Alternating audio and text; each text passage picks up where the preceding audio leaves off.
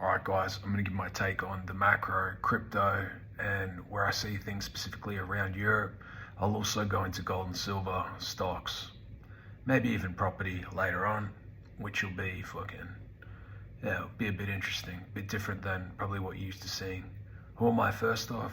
My name's Stephen Bell, made millions of dollars in the market, specifically cryptocurrency, but if it's a market, I can trade it, not just trade it, but if I trade, it's more of a swing trade. Maybe I swing trade over a 3-4 month period. I've been in crypto since 2015. I've learned to trade the cycles, and I sold Ethereum about 3,900.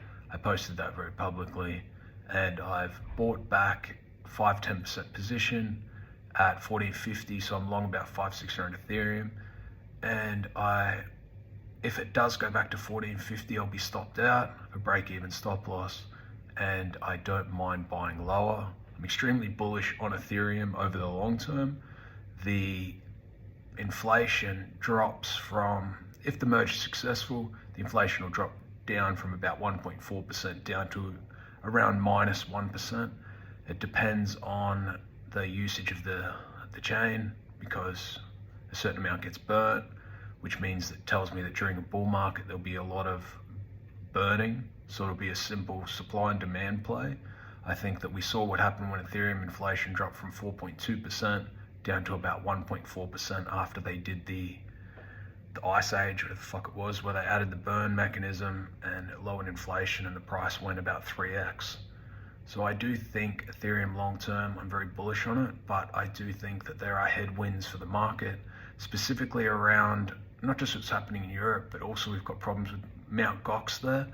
The 140,000 Bitcoin, I think that it's the day after the merge, they've been approved for the next phase, which means that I think it just locks all claimants. They can't change any of their claims, but they say it's a matter of time before they receive their coins.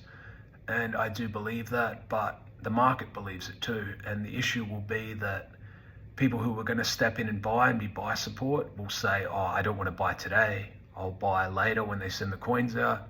So buy support will eventually thin out because people will become gun shy. If I want to enter, say 2 million in the market, I'll say, well, I'll just wait for Mt. Gox to start to sell. And it is inevitable that they will sell. I'm sure a lot of them are already in short positions and things like that. I mean, if I knew that from 40K that I was going to get my coins later in the year, I would have been in a long short of Bitcoin, and I would just be writing it down to protect my capital at a higher price. So I think a lot of that is what's happened, and a lot of why the sell pressure is there, and also why this buy support is there. I think that it's a trap, and that the trapdoor will very likely fall out on Bitcoin. And I don't really have targets of a set price because it depends on the Gox situation. If they release the coins tomorrow and we've got 140K Bitcoin at 20K, so what, 2.8 billion, I think the price would crash to about 10K before the selling was done. I think you would be quite surprised at how liquid the market is currently. When rates go higher and things like that, it makes it harder to service leverage and things like that as well, because the leverage rates go up. Not just that, it's harder to get debt, so it's harder to get access to money. So these fund guys and market makers even have issues getting enough money to support the price. And the event of a drop, that's what happened during the COVID. I mean, it was essentially a black swan. It was a liquidity crisis, and there is a chance that we're heading into that sort of an environment now. I'll cover my take on Europe. My take on where Europe is currently. I was in London 3 weeks ago. The knife crime there is wild. Not just the knife crime, but the poverty in general, I would say, is quite bad. I think that there's a lot of people putting on a brave face where they act like they're not really hurt and things like that. But even me, walking around, I was ordering fucking food. Food's very expensive unless it's absolute crap quality. And even the crap quality food is as expensive as the better quality stuff used to be.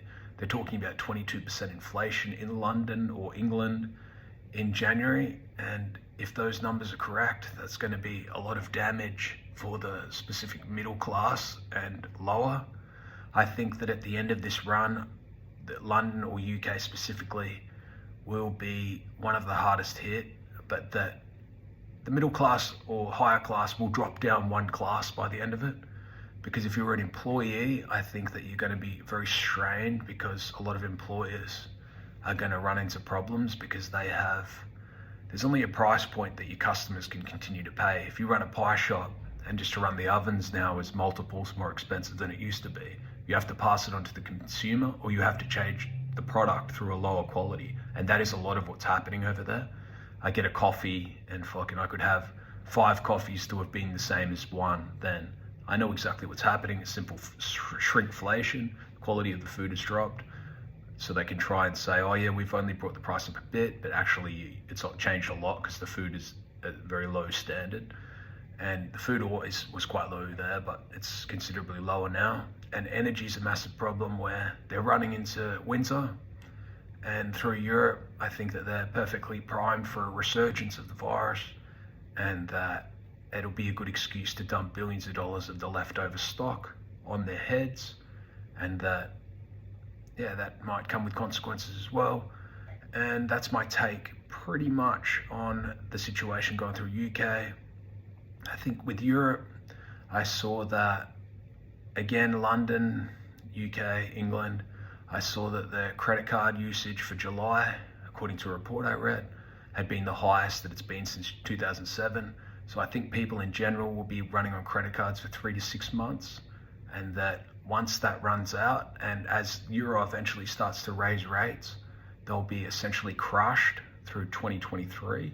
I think that it's a brave front people are putting on now to kind of cope, but that they're very hurt, and that they just think that it's a temporary thing. And I think 2023 can be rolled up for a lot worse. I think they're already in a recession. They've been in a recession for a month or two, but that they're heading for a major recession through Europe, most of Europe. And I think that through Africa and things like that, starvation will be rampant. They rely on a lot of Ukraine grain, things like that, rely on a lot of charity and things like that. And I think that that area will be absolutely obliterated from starvation and things like that. But that also walking around fucking Poland, I see Ukrainian people. I was at the fucking coffee shop, and it's the proud people that generally suffer the most because they put on a brave face, and to a point, they don't really accept reality as the way that it is. They don't ask for help, and it's their pride, which is hard to change for them. It's just who they are. But the pride makes them suffer more than they had to. I was in the coffee shop, saw 2 young girls, probably 8, 10 years old, and they were in their best dressed clothes. And I said they're counting fucking coins in the corner, like little coins, not enough to buy anything. And then I said to the girl behind the counter, another Ukrainian girl, I said, oh, well, can you tell these, because I said, oh, what's the story of these kids? She said, oh, they're Ukrainian. I know that because I'm Ukrainian. And I said, oh, can you fucking tell them I'll buy them whatever they want. Just fucking get food, whatever they want here, because I'm just getting coffee and I'm going to go. But I'll pay for whatever they want, so just fucking ask them what they want. No, they don't need that, whatever. And then she sort of, I guess she'll look after him, but she is working a fucking coffee shop, so she probably can't look after multiple kids. But it's that sort of pride, I think, that you can't blame them for having. It's quite respectable and commendable, but in a time like this, the proud suffer the most, and the squeaky wheel does somewhat get the grease. The loudest usually stays alive, gets fed, and the one who's dressed in their best, they can be dressed in their best clothes, and you think, oh yep, surely they're fucking doing great, everything's good, they're fucking well dressed, but they're actually sleeping under a bridge or something, and you don't know, so you don't know how bad they've got it, and they're the ones that generally suffer quite badly. And I guess coming into the winter would be the first to die, because it's going to be an extremely cold winter. So I saw the kids back in fucking the coffee shop. As I was leaving, gave them, I don't know, I think $50. Just get whatever the fuck you want. Kid's face lit up like, there were 2, but one of them lit up like she hasn't eaten in fucking days, But she's in her best clothes that looks, well dressed, best clothes, very clean. So you'd think, oh yeah, surely things are great, but they're not. And I can see that, but I think a lot of people can't. And I think that a lot of people are in a similar position, maybe just different levels through Europe. So it's hard to look after other people when a lot of them can't really look after themselves at this point. I think Europe's going to get smashed, and it's getting smashed currently. I think if the war continues through next year, there's going to be a lot of consequences.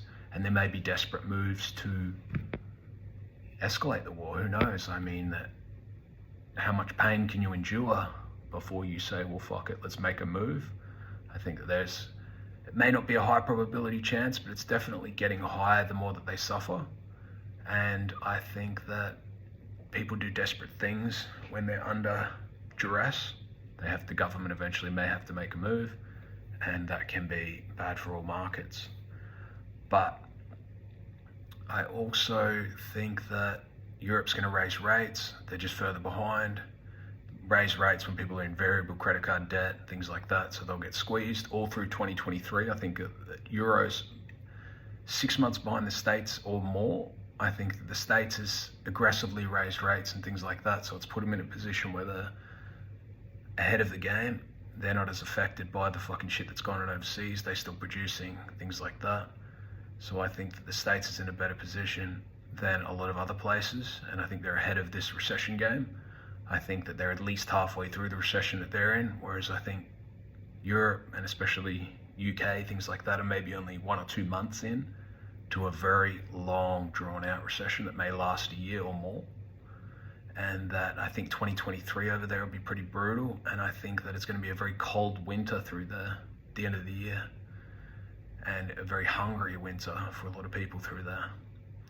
And my take on gold and silver, no, I'm quite bullish on gold and silver, well, specifically gold, but silver generally is a higher beta play on gold, so it usually outperforms in an environment where gold is doing very well.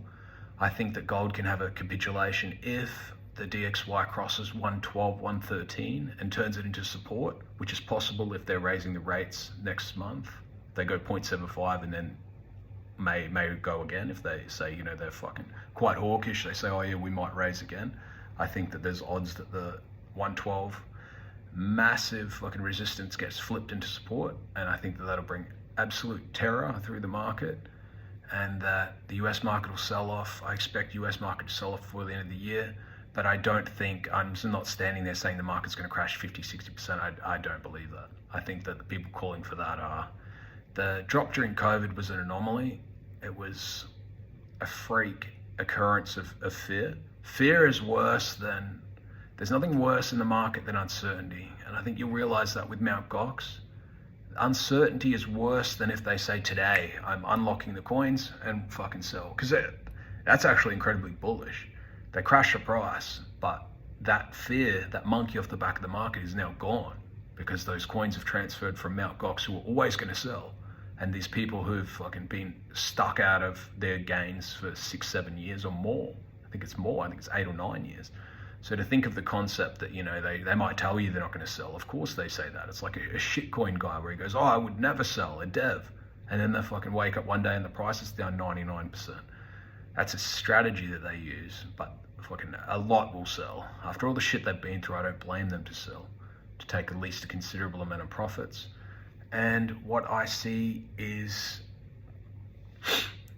that is incredibly bullish once that eventually happens, incredibly bullish for the story of crypto and Bitcoin, because that monkey's off the back. It's better it happens now than it happens at 100K, because that fucking, 2 billion today would be 20 billion then, or 3 billion today would be 30 billion then. Market could never absorb that. So this is necessary for it to happen. It goes from people who bought at fucking extremely low price point into hands of people who bought at a much higher price point. That's what's always needed for the price to go higher, because no one likes to sell at a loss. But if you're up like thousands of X, of course you will sell. I mean, they might not sell everything they have, but they'll definitely sell a considerable amount. So I see that as very bullish after that has taken place. And my strategy for buying, I'm long Ethereum now. If I get stopped out at 1450, maybe I get stopped out on a scam week before the merge. Maybe the price goes back to 1700, 1800, but I'm not bullish that I don't think we're going anywhere near the highs or anything like that, because I think that the market in general is crippled because it has the looming threat of Mt. Gox over it. It has this fucking fear that it'll be coming out every month or two until they eventually distribute coins, that they're going to distribute coins, so buyers will step back. Maybe that's insider information where people do buy because they know that it's going to get delayed, and we have little scam pumps here and there. But I expect a washout before the end of the year, likely a washout next month. to start. I expect that the lows probably won't hold. I think that if they don't distribute coins, maybe the lows might be tested again, maybe they'll hold for a while, but I think they eventually will distribute and the price will drop below the lows, maybe 10, 12K. It's very much on the table, which would be what Ethereum at about maybe $800, $800. Maybe Ethereum at 0.07. Yeah, might go down to 0.06. So maybe even $500-$600 is possible, I guess. I wouldn't be banking on that though. I think that we had the washout to about, about $800 when Luna blew up, 3 Arrows blew up. We had a lot of DeFi protocols blowing up where they had to fucking liquidate a lot of people. And that was a massive capitulation event, washed a lot of the leverage out. So I'm not expecting Ethereum to get completely destroyed here. And I'm expecting over time that Ethereum will actually gain on Bitcoin. I do see the story and the narrative for Bitcoin to eventually be flipped. Not because it's a shit coin or fucking there's anything wrong with it or anything like that. I just see Ethereum getting more adoption. I see Bitcoin getting adoption as a store of value that's intended for. I don't think Bitcoin has any fucking usage in payments unless hyper Bitcoinization happens or something like that where Bitcoin is needed to be held. I don't think that there's any value in fucking someone buying something with Bitcoin. Say I buy a Coke with Bitcoin at the store, and then the store owner takes the Bitcoin and then sells it for dollars, and then fucking takes their dollars and has essentially become a net seller. So I've taken my coins, given it to a guy who's sold it. So it's a sell pressure on the market. I think it's a very stupid idea. I think that the best idea for Bitcoin is spot ETF, pension funds, fucking eventually to lock it and collateralize it for mortgages, things like that, loans. The best story for Bitcoin is that a lot of it gets locked up and it becomes a tool for the rich and institutions, a pristine store of value collateral, because it's very predictable, it's mathematically fixed. There's going to be, no inflation bullshit where it's beyond what's written. It halves every 4 years. It's transparent. They can see, with gold's flaws are, I love gold. I fucking love gold and silver. But gold's flaw is that it's very easy to manipulate. The mines itself are always going to be a net seller. The mines can fucking walk into a mine, find new fucking gold with thousands of tons and just go and short it against their whole mine now. And then fucking dig it out of the ground and just make money, move on to the next one. So I think that as technology advances for mining gold, as fucking the asteroid mining, I know it's fucking many years down the track, but it is possible, and that it is headwind, and that the supply of gold has issues because it's not very transparent. The inflation's not very transparent. If you trust a lot of these fucking guys, a lot of them are just shills. That anyone who's told you to buy gold and silver in the last 10 years has destroyed you. You've been crushed beyond what could imagine. Although I do think that there's a very good story for gold and silver in the next few years. I'm not bullish on it really beyond that, because to store, transport, to fucking distribute, things like that, we're entering a world where people want to have less things, not more. And to have to secure, if I'm a fund and I go, all right, let's buy a ton of gold, and it's maybe it's what's a ton? 80. Maybe it's 80 million, something like that for a ton of gold. And then I think, all right, I've got a ton of gold. How would that be possible to buy, to store, to fucking secure? I'm paying vaults, I'm paying all these fees, I'm paying transportation, security, all this crap, when I could just buy Bitcoin, put it on a ledger, have it stored fucking piss easy and without all the headaches and things like that. So I do think that, Bitcoin has a great story. I think gold's great, but that it just gets more expensive to store, right? Like, even just the fucking land to store it continues to go up. So to buy a vault today is a lot more expensive than it was fucking 10 years ago, and gold hasn't appreciated.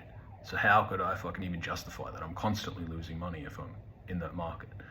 I know that gold had a great story in the past, but in a digital world, I don't think so. I think a lot of the stories around gold are just shilled by fucking people who sell gold because they make a fucking percentage on the premium. And if you buy it, it's one of the few things left where they can charge premiums and things like that. I see people buy silver coins at 20-30% markup, and I just shake my head. It's fucking ridiculous.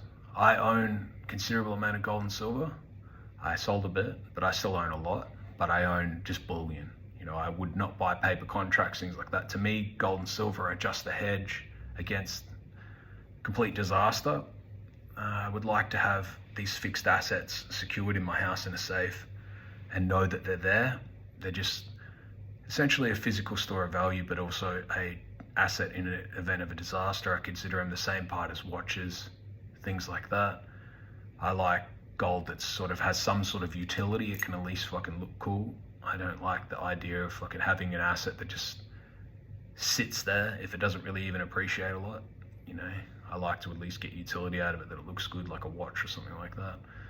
With things in the flex culture and things like that, I see the route for watches to still continue to do quite well after all this washout, because if you've been buying watches and flexing on credit, well, now credit's got a lot harder to get and maintain and service. So that bullshit has to stop. And it takes away a lot of the buyers. I saw people buying G-Wagons and fucking M3s, things like that, for 10, 20, 30% or more over sticker price, off out of the box, you know, just brand new. So all that froth has to be washed out, because obviously they were scarce, but obviously cars are not really scarce if they can just make more of them at any time. I think that we're going to have a massive supply glut of things like that, luxury goods as well. And I think that they'll be absorbed originally like they are now by wealthy people, but eventually wealthy people will tighten their belts up. And that around Christmas time, I think that there'll be a lot of discounts and a lot of sales on a lot of stuff. And if you have cash, it might be a good idea to buy the things that you wanted to buy over the last year at a considerable discount. It's gone from, I bought a Lamborghini recently, and I know that it's gone from where you'd fucking call up, call. Oh yeah, mate, you know, I'll get back to you. I'm fucking pissing you around, to now they're fucking calling me. We got this, we got that. Do you have cash? We need fucking odd. Hopefully you don't need finance, you know. Shoes on the other foot. And it's a long time coming. And I think that guys who have cash, continue to hold cash, continue to store cash, continue to work hard, reinvest in your business. The opportunities will be, especially for these guys, younger guys, with the crisis comes opportunity. If you're reinvesting in your business, you're growing your business, you're trying to take market share, because a lot of guys will take their foot off the pedal now because the easy money is done. The fucking post-COVID cash, all that crap, that's finished. Now people are paying the piper for all of that. So those that build now and continue to grow, continue to market, continue to do ads, all that prices of all that shit will drop. You will absorb market share. So even if you're not making a lot of money today, when eventually things turn around, you'll have more of the market and you'll make considerably more. So smart guys will use this to go up a class or two. Most people will use this and end up down a class or two because they'll be destroyed. They don't really have the options, they don't have the prowess, they don't have the knowledge, they're not listening to things that you're listening to. So that's pretty much my take on all of where I think to see things going. Stocks, I think that the idea that things are going to drop 50%, things like that, are complete bullshit. I don't think US markets are going to drop 50%. I think that a lot of that stuff is mostly cope.